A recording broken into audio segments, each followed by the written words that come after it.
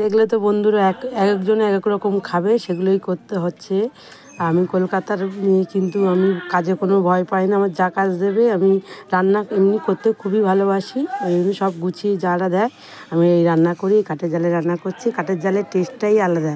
গ্যাসে খেয়ে খেয়ে তো ভালো লাগে না, এখানে আসলে একটু কাঠের জালে খাই, খুব ভালো লাগে।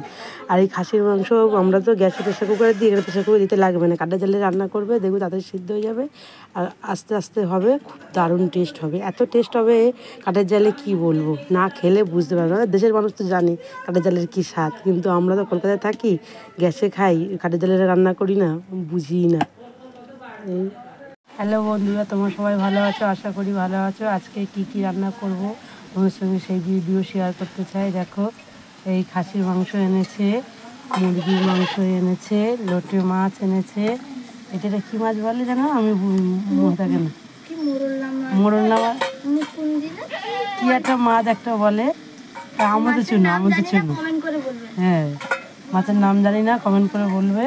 আর এটা কই মাছ, পেঁয়াজটা দিয়ে ভাজা হয়েছে, আর এদিকে চচ্চড়ি হচ্ছে। এবারে বলবো, দেখো, খাসির মাংস সবাই খায় না, ছেলেরা খায় আর দুটো বউ খায় না, বাচ্চারা খায় না, এমনি মুরগির মাংস এনেছে খাবে বলে।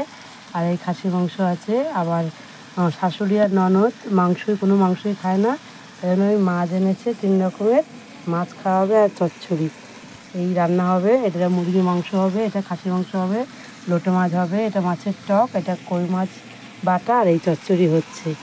এই আজকের মেনু।